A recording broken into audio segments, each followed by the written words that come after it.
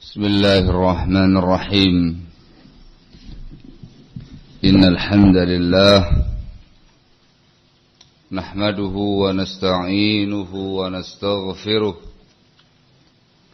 ونعوذ بالله من شرور أنفسنا ومن سيئات أعمالنا من يهده الله فلا مضل له ومن يضلل فلا هادي له وأشهد أن لا إله إلا الله وحده لا شريك له وأشهد أن محمدا عبده ورسوله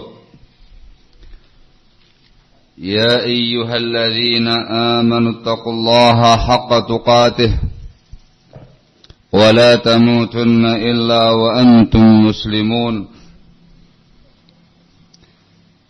يا أيها الناس اتقوا ربكم الذي خلقكم من نفس واحدة وخلق منها زوجها وبث منهما رجالا كثيرا ونساء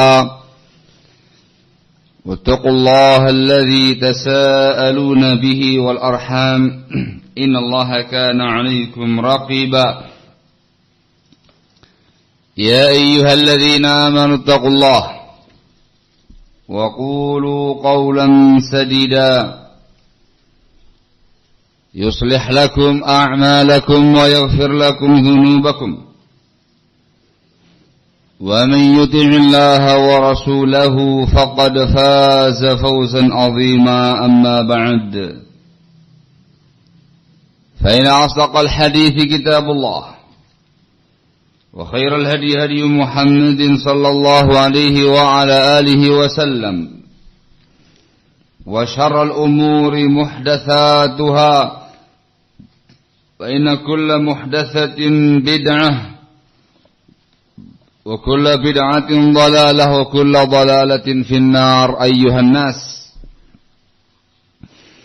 Ikhwan fillah azzakumullah, kita menginjak pada pembahasan terakhir dari apa yang kita kaji terkait dengan jin, sihir dan ruqyah. Telah kita jelaskan sekilas tentang dunia jin, juga dijelaskan terkait dengan permusuhan iblis terhadap Bani Adam, gambaran permusuhannya, ragam-ragam dan macam-macam permusuhannya.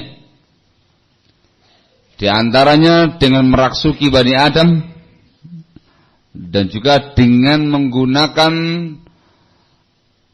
setan-setan manusia dari kalangan tukang sihir, dukun-dukun, tukang tenung, teluh dan segala macamnya.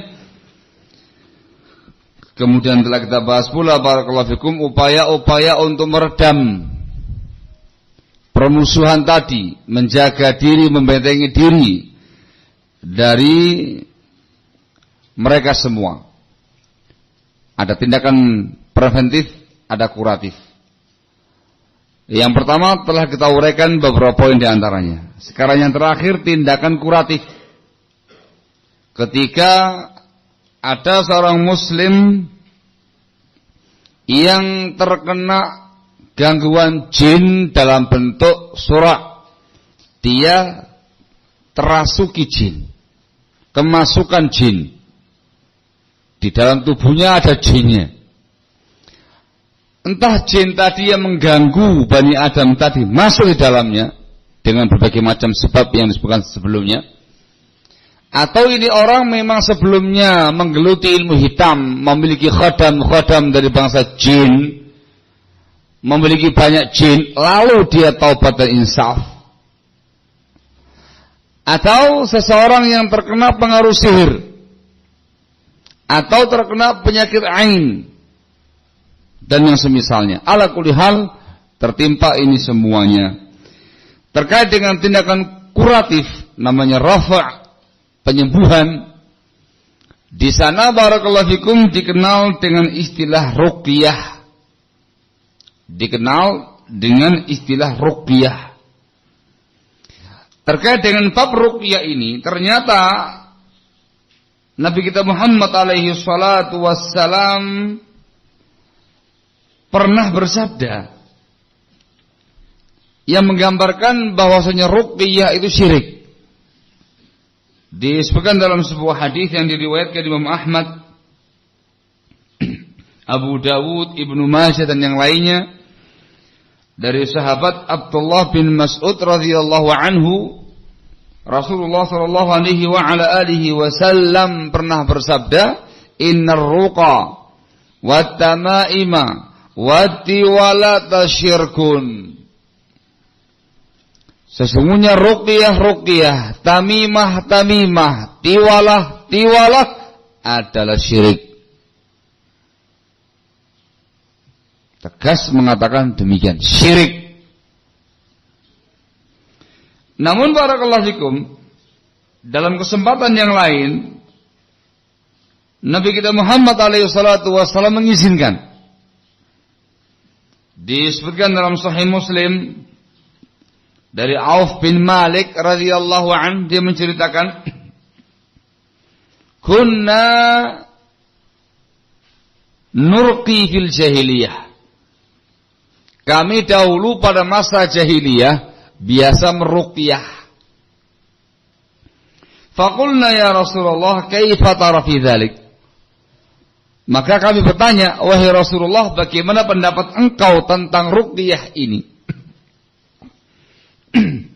Faqala, maka Rasulullah sallallahu alaihi wasallam bersabda, "A'ridu 'alayya ruqakum." Tunjukkan kepada aku ruqyah kalian. La ba'sa birruqa ma lam yakun fiha syirkun.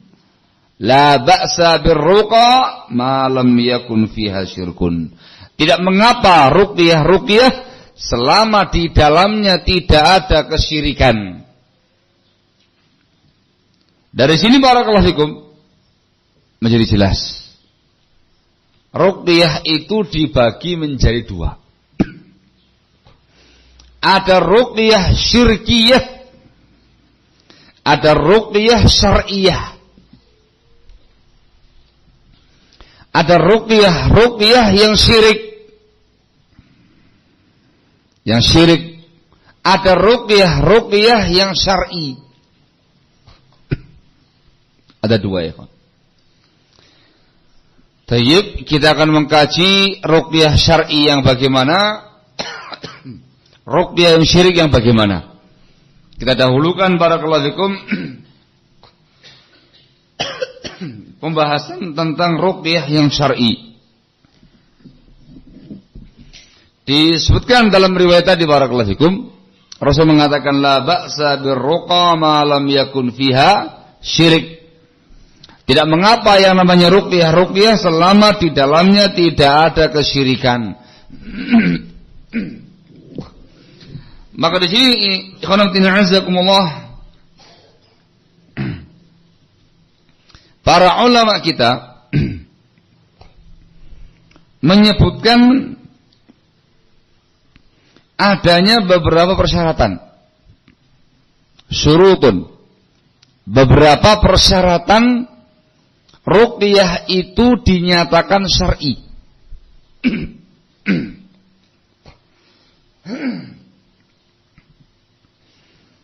Baik, syarat-syarat ini meliputi 3 perkara. Ada persyaratan pada praktek ruqyahnya. Yang kedua, ada persyaratan pada pasiennya yang mau diruqyah.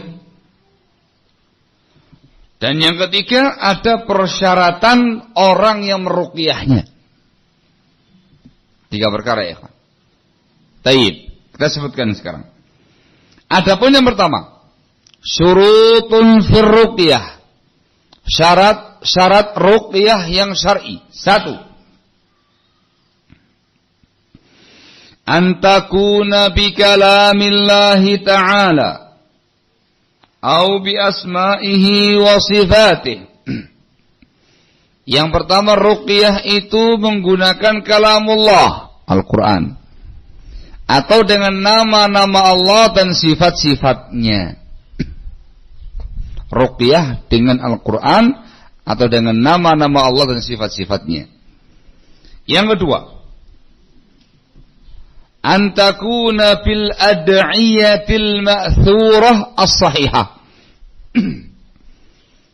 Yang kedua, ruqyah itu menggunakan doa-doa yang ma'thurah. Ini doa-doa yang datang dari Nabi kita Muhammad alaihi salatu wassalam dan dia sahih riwayatnya. Ruqyah menggunakan doa-doa yang datang dari Rasul dan hadisnya sahih. Yang ketiga,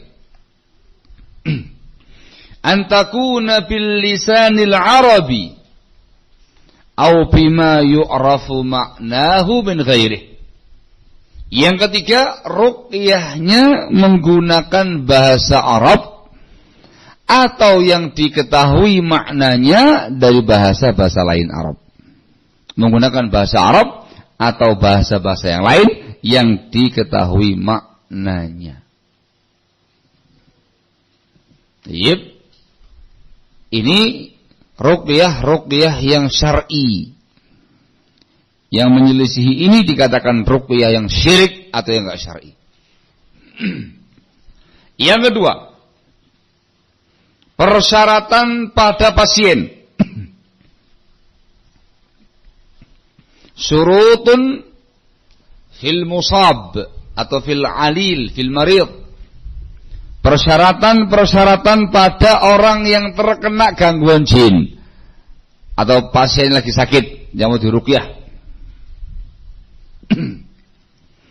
Yang pertama ialah sidqun niyah wal qasd. Tujuan dan niatnya jujur. Tujuan dan niatnya jujur. Niatnya bagus. Yang kedua, sidqut tawakkuli 'ala Allah 'azza wa jalla. Tawakal yang jujur kepada Allah semata azza wa jalla. Tawakal yang jujur kepada Allah semata. Yang ketiga, ayya'taqida anna ar-ruqyata la tu'athiru bidzatiha bal bitaqdirillahi ta'ala. Yang ketiga, dia meyakini, dia harus yakin yang namanya ruqyah tidak berpengaruh dengan sendirinya, tetapi berpengaruh dengan takdir Allah Azza wa Jalla. Harus yakin dia harus meyakini ruqyah tadi itu berpengaruh dengan takdir Allah Azza wa Jalla, dengan kekuasaan Allah Azza wa Jalla, dengan kehendak Allah Azza wa Jalla, tidak berpengaruh dengan sendirinya. Yang keempat,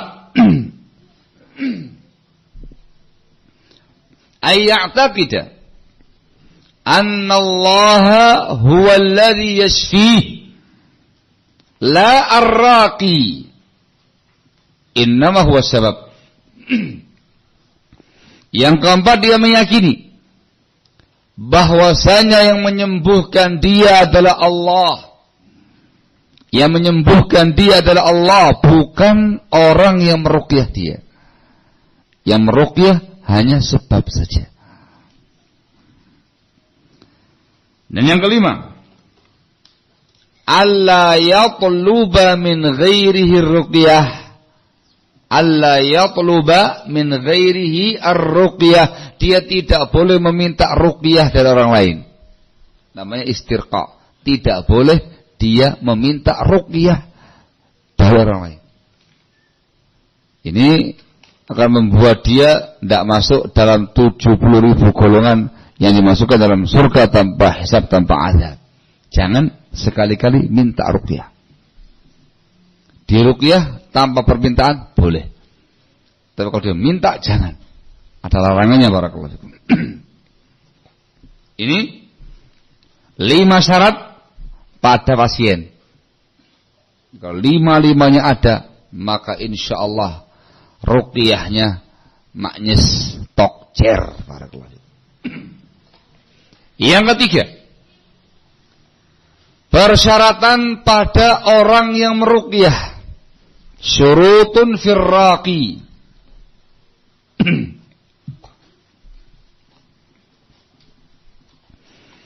Syarat-syarat pada orang yang meruqyah. Yang pertama, ayyakuna taqiyan wari'an hasanal mu'taqad barran salihah.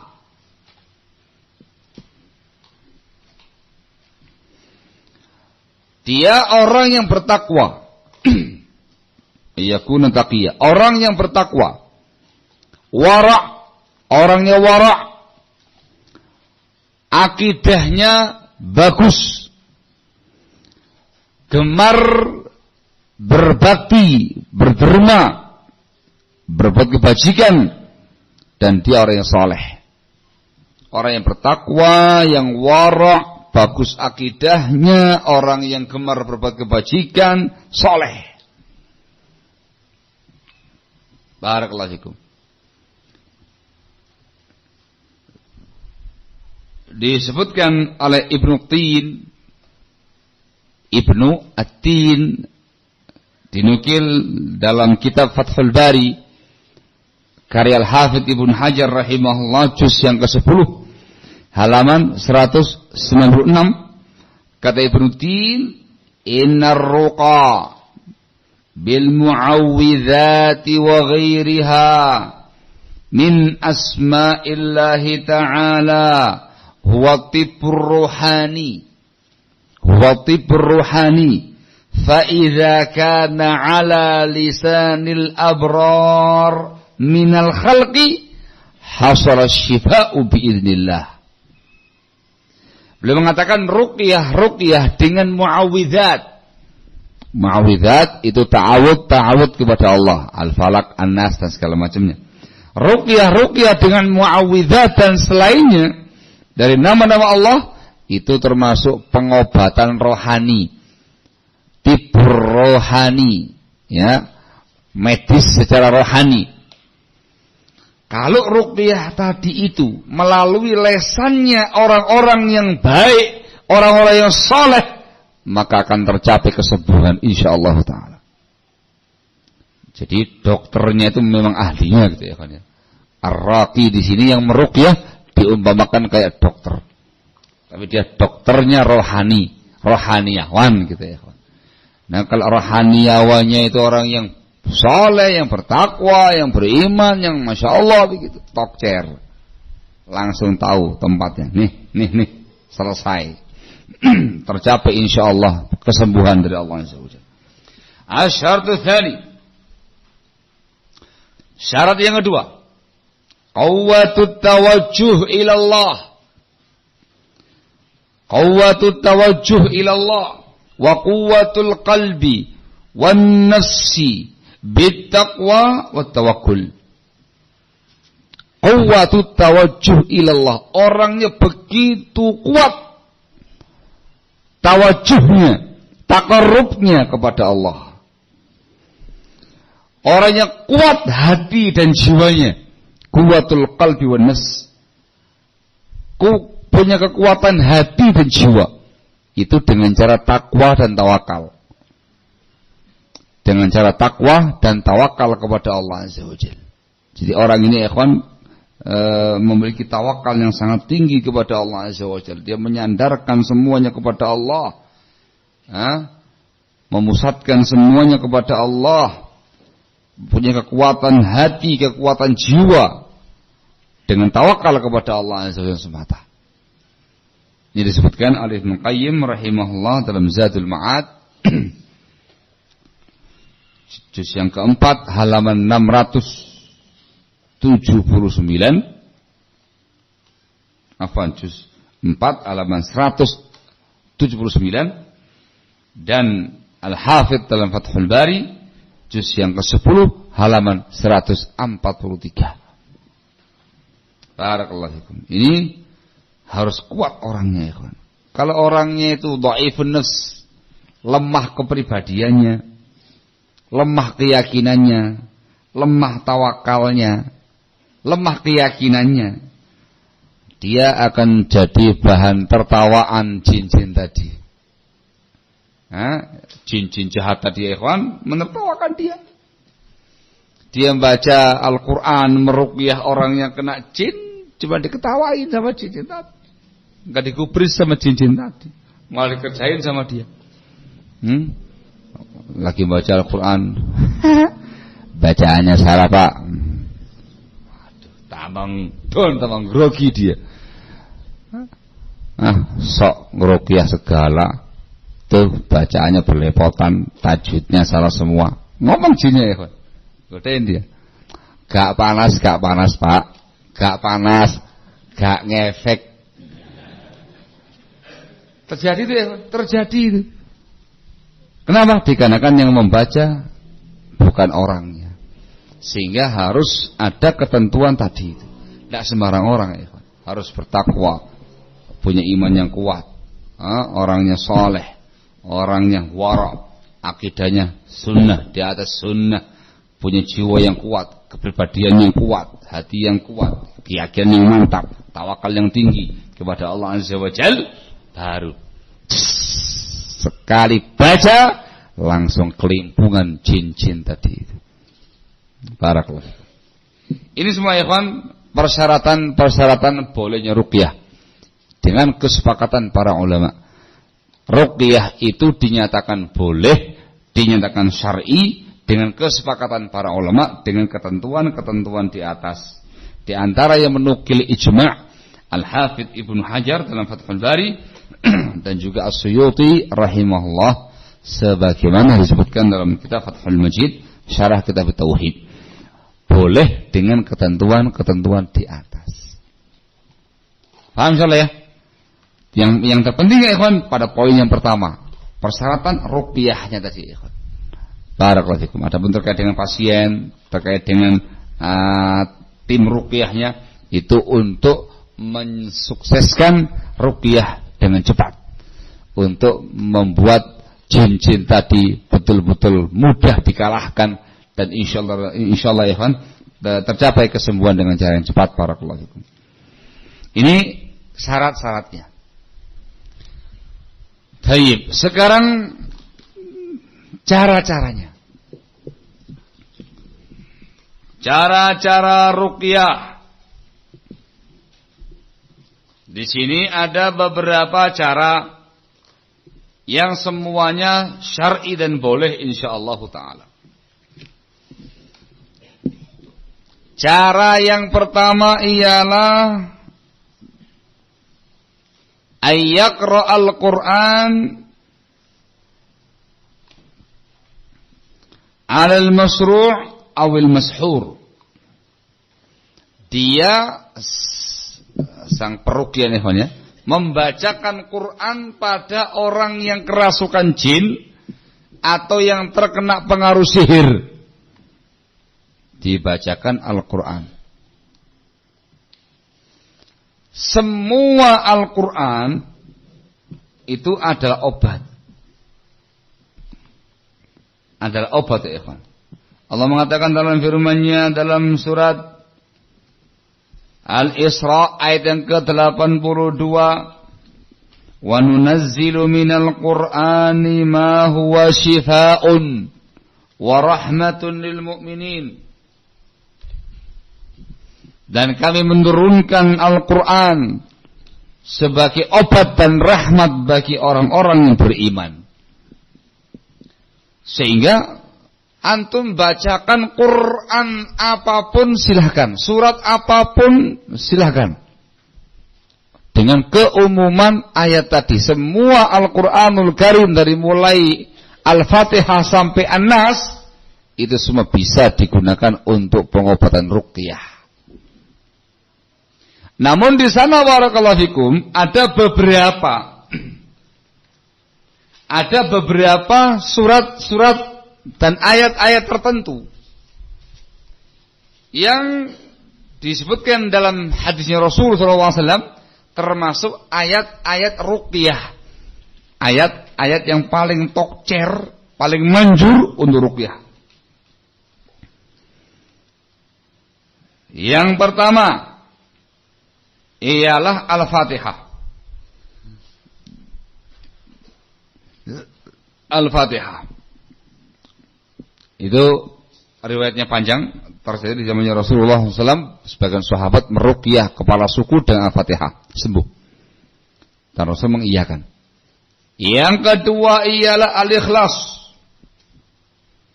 Bacaan Al-Ikhlas. Kemudian Al-Mu'awwidzatain. Al-Falaq An-Nas. Al-Ikhlas, Al-Falaq An-Nas. Disebutkan dalam Bukhari Muslim, dari Aisyah radhiyallahu taala anha. Ini dilakukan oleh Rasulullah sallallahu alaihi wasallam. Kemudian ayat kursi. Ayat kursi. Ini dari hadis Abu Hurairah radhiyallahu an, kisah beliau menangkap setan itu ya. Dibenarkan oleh Rasulullah sallallahu alaihi wasallam. Yang membaca ayat kursi akan mendapatkan penjagaan dari Allah Azza wa Jalla dan perlindungan dari setan. Ayat kursi. Kemudian Al-Baqarah dan Ali Imran. Al-Baqarah dan Ali Imran. Ini dua surat yang paling ditakuti oleh semua jin. Ditakuti oleh semua tukang teluh, tukang tenung, dukun, tukang sihir. Tidak berdaya dengan Al-Baqarah dan Ali Imran. Barakallahu fikum. Gitu ya. Ini yang pertama ya, dibacakan. Ini dan juga bisa itu membacakan langsung dari mulai Al-Baqarah, lanjut Ali Imran, terus An-Nisa, Al-Maidah, Al-An'am, terus sampai khatam, enggak ada masalah. Tapi ketika Anda memilih beberapa surat dan ayat di atas, bagus. Kalau andanya orang yang terpenuhi persyaratannya, tidak usah pakai selesai Al-Baqarah sama Ali Imran. Antum bacakan Al-Fatihah, lanjut ayat kursi, sudah keringetan jinnya ya kawan. Sudah panasan, langsung berontak dia. Barakallahu fikum. Gitu ya. Ini yang pertama, membacakan Al-Quran. Di sini ada adabnya ya kawan. Disebutkan oleh para ulama adab-adab yang penting ketika kita membacakan Quran kepada orang yang kerasukan jin atau pengaruh sihir. Adab yang pertama ialah ayyakuna hadirul qalbi. Yang meruqyah ketika membaca Al-Quran menghadirkan hatinya. Menghadirkan hatinya. Jangan membaca Quran sambil mikir macam-macam, itu enggak ya. Baca Quran dengan menghadirkan hatinya, sedang meruqyah orang tadi. Yang kedua, ayyakuna kamilal yakin. Dia harus sempurna keyakinannya. Yakin Allah akan memberikan kesembuhan. Kamil yakin, mu'taqidan anna Allah huwa syafi. Yakin Allah yang memberi kesembuhan orang tadi. Dan ayyaqra'aha bitadabbur wa du'adah. Wa 'alal wudu. Dia membacanya dengan tadabbur, dengan pelan, dengan tenang, dengan khusyuk dan di atas wudu. Ini penting. Dia harus dianjurkan sangat untuk berwudu sebelum itu. Itu akan memperkuat bentengnya dia. Wudu ya ikhwan. Sebagian ulama kita mengatakan lebih afdal kalau menghadap ke arah kiblat. Tapi bukan persyaratan. Barakallahu fikum. Ini ketentuannya. Membacakan Quran kepada yang terkena jin, terkena pengaruh sihir, beberapa surat yang disebutkan tadi atau Quran secara umum dengan adab-adab tersebut. Tayyib. Kemudian terkait dengan prakteknya, barakallahu fikum. Kalau yang terkena gangguan itu perempuan, ya meruqyah perempuan. Kalau yang terkena laki-laki, ya meruqyah laki-laki atau mahramnya. Paham tuh? Atau mahramnya. Paham tuh? Karena hukum asal meruqyah, antum pegang kepalanya. Pegang kepalanya, dibacakan di telinganya. Itu hukum asal. Iya, pegang orangnya, pegang kepalanya, dibacakan di telinga dia. Paham tuh? Dibacakan. Sehingga perempuan sama perempuan, laki-laki sama laki-laki atau mahramnya.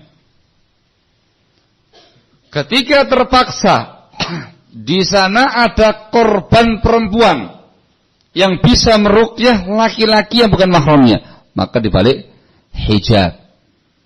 Jadi biarkan dia dipegangi sama perempuan-perempuan yang lain dibalik hijab, atau membacakan dibalik hijab. Atau sebaliknya, korbannya laki-laki yang bisa meruqyah perempuan, yang lainnya takut semua untuk meruqyah, ya Pak, tidak berani. Ya sudah, laki-laki dipegang sama laki-laki dibalik hijab, ia membaca perempuan. Tapi ini jarang. Umumnya yang mampu meruqyah laki-laki, perempuan penakut. Jarang.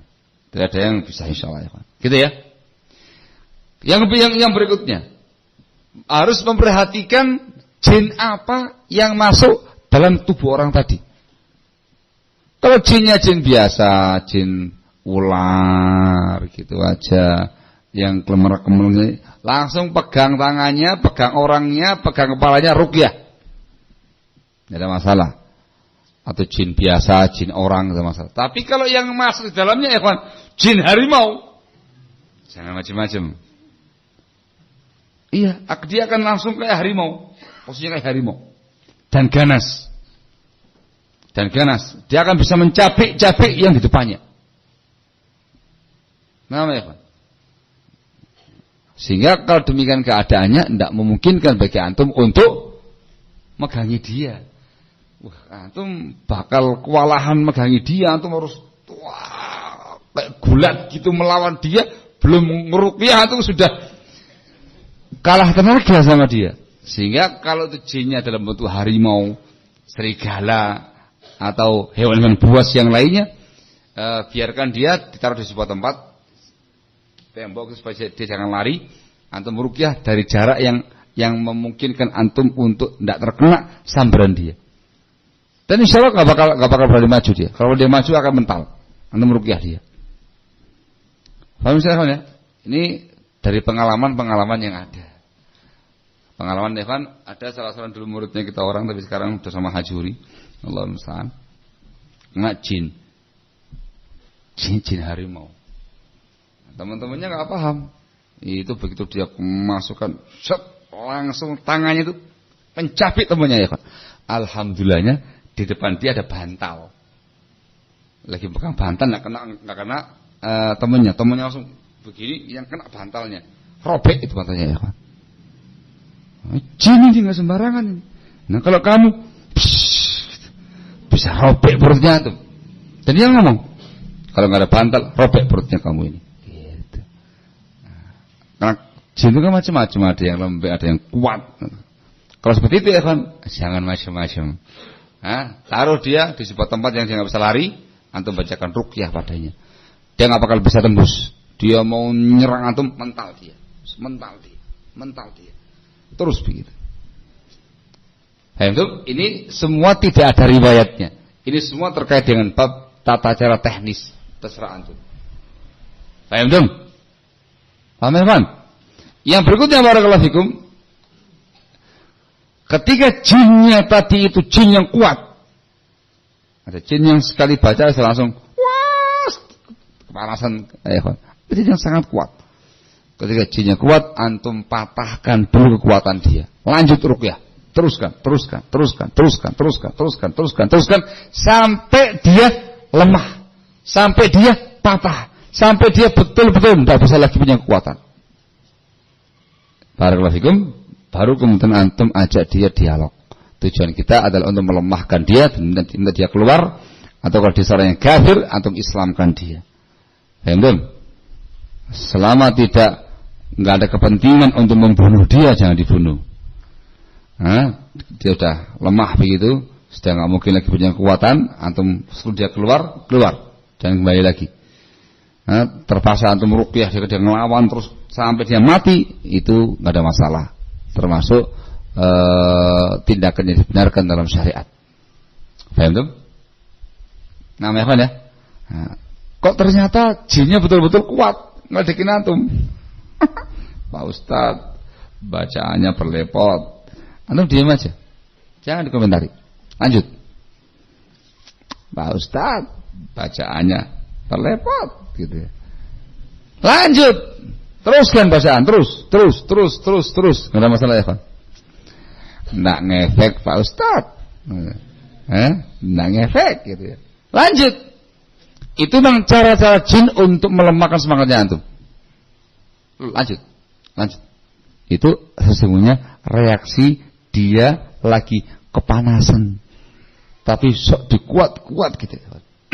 Lanjut. Begitu dia sudah tidak tahan, akan muncul aslinya ya. Wah, dia akan mengumpat, memaki-maki dengan bahasa yang jelek, dengan bahasa yang kotor, semua akan keluar ya. Biarkan, terus sampai dia betul-betul marah, ngamuk, lemah. Sudah lemah, sudah nggak kuat, baru ini kan sejenak. Sudah merasa kuat atau mau selanjutkan lagi? Jangan. Ya sudah, keluar dari sini. Suruh keluar dari orang tadi, atau antum majak dialog dia supaya dia masuk Islam. Itu yang sangat penting ya kan, mengislamkan jin tadi. Kamu agamanya apa? Kamu punya agama Ustaz? Mau masuk Islam? Tidak mau. Bacakan lagi. Terus mau masuk Islam?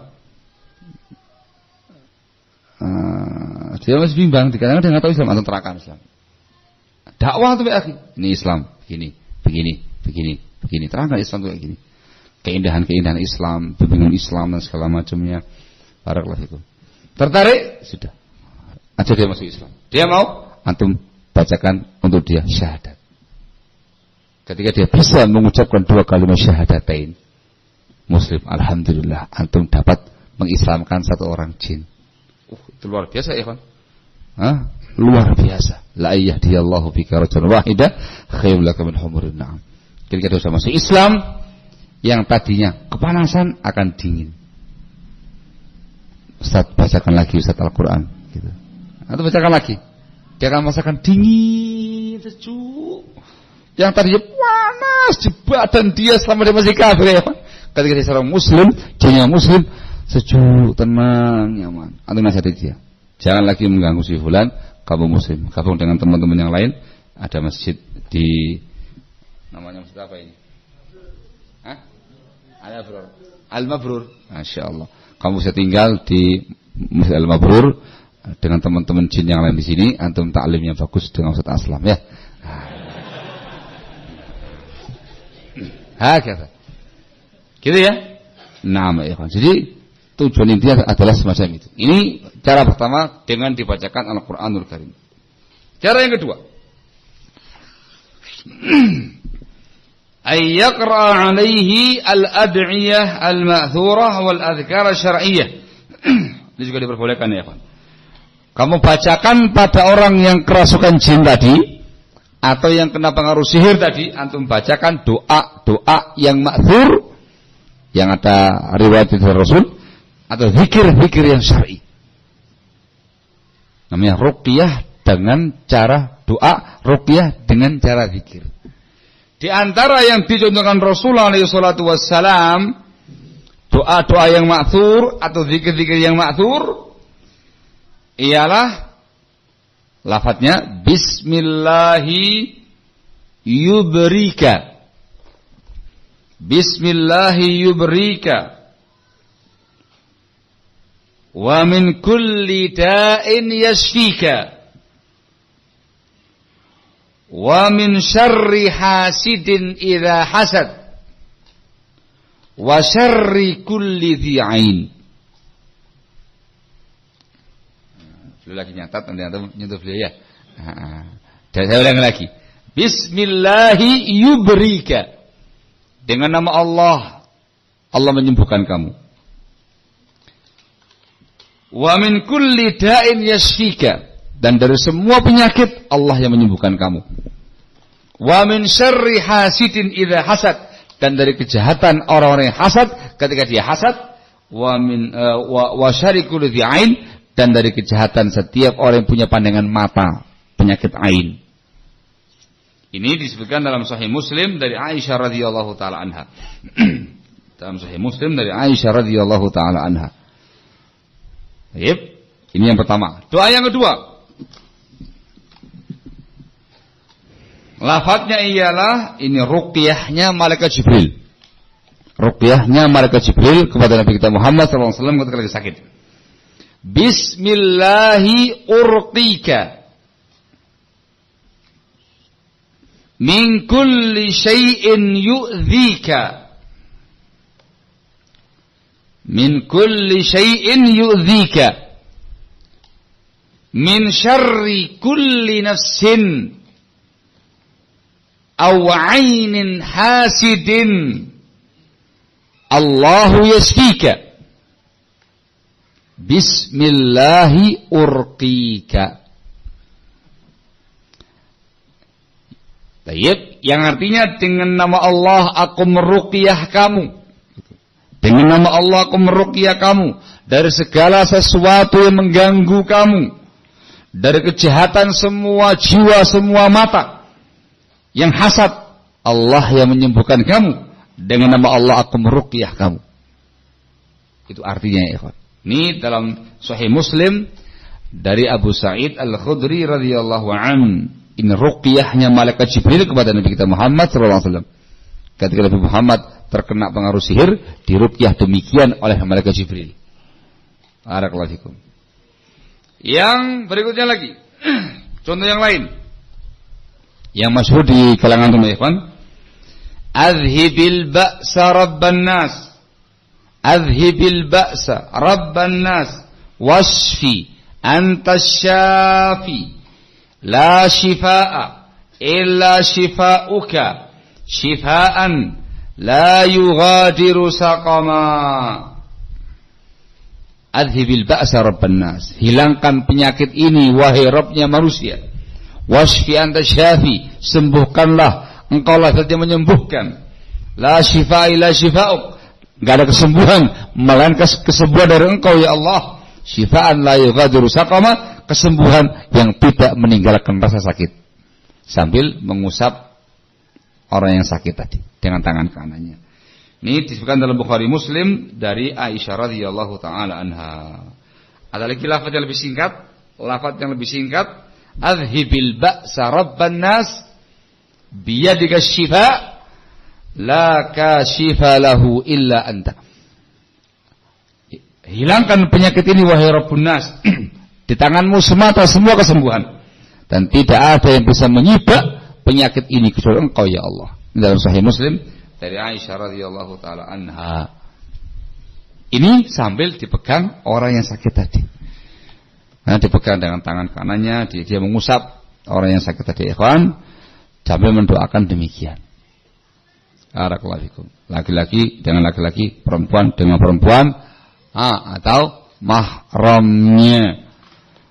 Akan lebih cepat responnya ketika antum pegang bagian lagi sakit. Saat dia merasakan di dadanya, pegang dadanya, langsung dibacakan doa tadi. Yang mantap pegangnya, atau orang yang kuat. Kalau gemeter-gemeter begini, ditawai sama jinya, langsung dipegang, langsung kemudian dibacakan doa-doa dan zikir-zikir tadi. Barakallahu fikum. Ini boleh. Walaupun umumnya ruqyah itu menggunakan Al-Quran, tapi ini juga diperbolehkan. Ruqyah dengan doa-doa yang ma'thur, zikir-zikir yang ma'thur. Barakallahu fikum. Cara yang ketiga.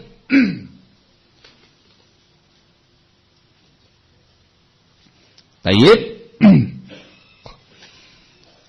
Mengobati orang yang kerasukan jin atau sihir menggunakan obat-obatan yang mubah.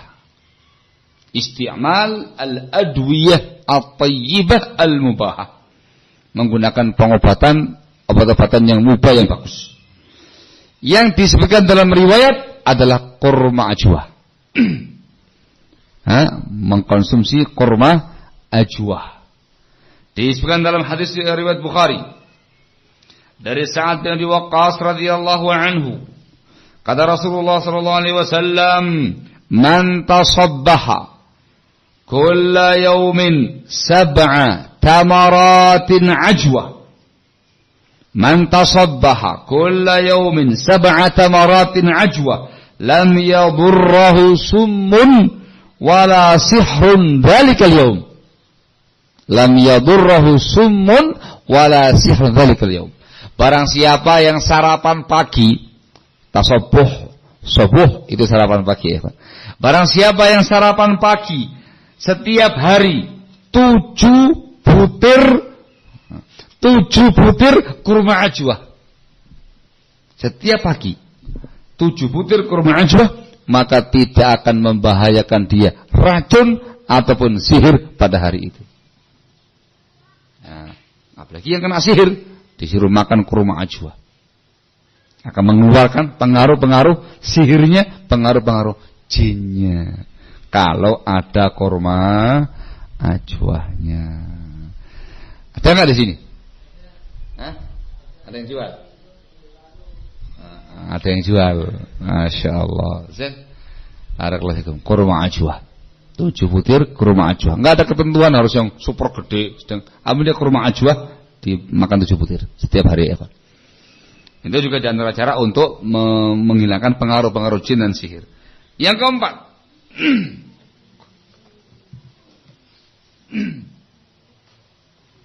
yang keempat ialah dengan cara al-istifragh.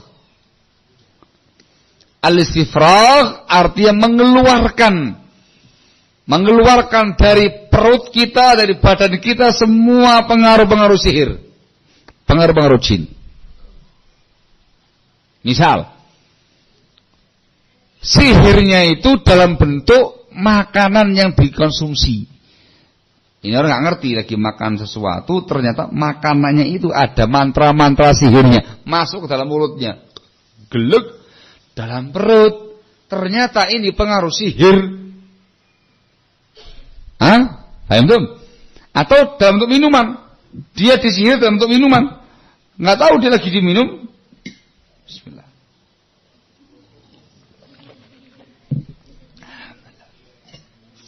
Ternyata itu pengaruh sihir dalam perutnya, dalam bentuk minuman. Maka di antara caranya selain ruqyah tadi, dengan cara istifragh, dikeluarkan itu semua ikhwan. Dikeluarkan semua tadi. Cara mengeluarkannya gimana? Minum obat-obatan yang mubah, yang enggak membahayakan, obat-obat supaya antum cepat BAB. Obat diare segala macam antum minum langsung ke belakang, keluar semua. Itu di antara upaya untuk menghilangkan pengaruh-pengaruh yang ada. Atau dengan cara yang lain, barakallahu fikum, antum ambil air putih, antum ruqyah air tadi ya kawan, dibacakan ayat ruqyah, Al-Fatihah, ayat kursi, Al-Ikhlas, Al-Falaq, An-Nas, gitu ya. Dah, antum tiup 3 kali. Suruh dia minum. Bismillah, dia minum, maka cairan tadi yang sudah kamu ruqyah itu akan meruqyah yang dalam perutnya kamu tadi. Wah, itu pengaruhnya dalam perut. Wah, sudah akan bereaksi dalam perut, nanti akan keluar melalui depan atau belakang. Jadi istifragh, namanya istifragh. Barakallahu fikum. Baik. Di antara cara yang lain barakallahu fikum adalah ketika pengaruh sihir tadi, ini terutama pengaruh sihir ya kawan, ada di kepala atau di bagian tertentu dari badan, di punggung atau di kaki dan segala macam, juga bisa dengan cara hijamah, dengan cara dipekam. Al-muhim dikeluarkan. Itu namanya istifragh. Di samping ruqyah dengan Quran, dengan doa dan segala macamnya, dengan cara dikeluarkan. Namanya istifragh. Paham misalnya? Nah, baik. Untuk orang yang terkena pengaruh sihir, ini ruqyahnya lebih intensif ya. Kalau jin gampang, yang kena sihir intensif. Antum harus mencari informasi dari jin-jin tadi, di mana disembunyikan bukhul-bukhulnya. Yang namanya sihir, dia akan menyembunyikan bukhul sihir. Selama di bukhul masih ada, akan ada pengaruhnya barakallahu.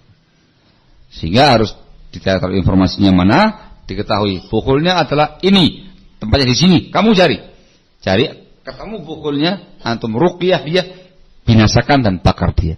Ketika dibakar ini dibinasakan bukhul tadi itu, maka pengaruh sihirnya akan hilang. Itu dari peristiwa yang dialami Rasulullah SAW. Dia beliau disihir oleh seorang Yahudi dan ternyata bukhulnya disembunyikan di bawah sumur. Diambil, ketemu, dibinasakan, hilang pengaruh sihirnya dari beliau alaihi salatu wassalam. Paham ya? Itu kalau sihir ya kan lebih lama ya kan. Di ruqyah intensif sampai jin lemah, enggak berdaya, bicara dia, diinterogasi. Dan ingat, jangan langsung percaya sama jin. Jin itu kadzdzab, pendusta. Ya, sambil diruqyah, sambil suruh nyari, cari gitu. Enggak ketemu. Oh, dusta kamu. Ruqyah lagi. Terus begitu. Sampai dia jujur menunjukkan tempatnya, cari bukhulnya, barakallahu fikum, diruqyah dan dibinasakan. Dan mereka canggih, bukhul macam-macam, kadang sehelai rambut. Tukang sihirnya lewat depan rumah yang diinginkan, ada rambutnya dia, diambil rambutnya dia. Di bawah tempatnya di mantra, bung, pak, kena. Dengan rambutnya kadang dibuang, kadang diapakan, kadang ditanam gitu ya. Barakallahu fikum. Baik itu cari. Kadang tisu, kadang apa gitu ya kan, dari benda-benda yang ada dicari bukhulnya, ketemu, diruqyah dan dibinasakan. Barakallahu fikum. Hadza wabah. Itu yang namanya ruqyah yang syar'i. Barakallahu fikum. Pertanyaan saya, apakah diperbolehkan menulis dalam secari kertas, menulis ayat Al-Qur'anul Karim, Al-Fatihah wal Al-Ikhlas, al-muhim ayat ruqyah, tayyib, kemudian dilipat, kemudian dimasukkan dalam air, tayyib, kemudian airnya diminum oleh yang terkena jin tadi atau terkena sihir tadi. Apakah diperbolehkan? Beda loh ya, kalau yang saya bawakan tadi langsung air, antum ruqyah airnya ditiup 3 kali disuruh minum, ini nggak ada masalah. Yang dibahas antum menulis kitabatu ayatil Quran, menulis ayat Quran di selembar kertas, lalu kamu lipat dia, dimasukkan dalam air, tayyib, kemudian air tadi diminumkan kepada pasien. Hukumnya apa ya, kawan? Apa hukumnya?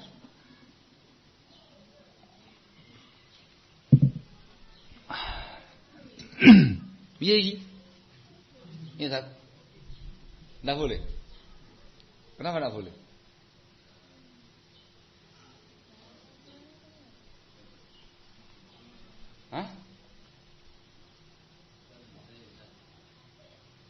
Nggak boleh. Nggak boleh ya, Fan ya? Tapi ya, Fan, terkait dengan bab ini barakallahu fikum, dinukil dari sebagian salaf, mereka berbuat demikian. Dinukil dari Mujahid, dinukil dari Ibn Abbas, dinukil dari Abu Qilabah dan yang lainnya. Cuman perlu dilihat isnadnya masing-masing. Disebutkan Ibnu Qayyim Al-Jauziyah rahimahullah dan buku Zadul Ma'ad jilid yang keempat halaman 170 dan setelahnya. Namun lebih afdal ditinggalkan. Ada fatwa Lajnah Daimah, fatwa Lajnah Daimah juz yang pertama halaman 252. Saya bawa di depan saya, Ikhwan.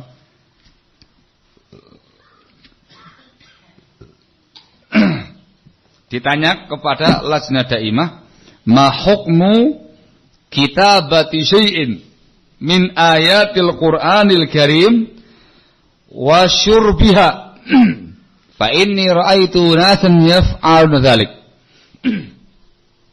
Apa hukumnya menuliskan sesuatu ayat Quran kemudian diminum? Sebab saya melihat sebagian orang berbuat demikian. Jawabannya beliau yang masuk dalam Lajnah Daimah, lam yathbut syai'un min dzalik anin Nabi sallallahu alaihi wasallam wala an khulafa'ir rasyidin wala sa'iri sahabatihi radhiyallahu anhum fatarkuha aula wallahu a'lam. Tidak ada satu riwayat pun yang sahih dalam bab ini dari Nabi kita Muhammad SAW atau Khulafaur Rasyidin atau semua sahabatnya Rasul, maka ditinggalkan lebih layak. Ditinggalkan lebih layak. Jangan menggunakan cara yang semacam itu. Barakallahu fikum. Baik. Ini beberapa keterangan terkait dengan masalah ruqyah yang syar'iyah. Barakallahu fikum. Ada gambaran ya, kawan? Tergambar. Baik. Yang kita bahas sekarang terkait dengan ruqyah yang enggak syar'i.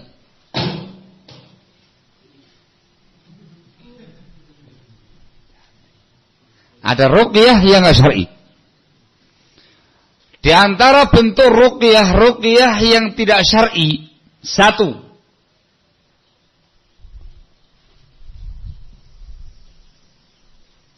ialah menggunakan sihir.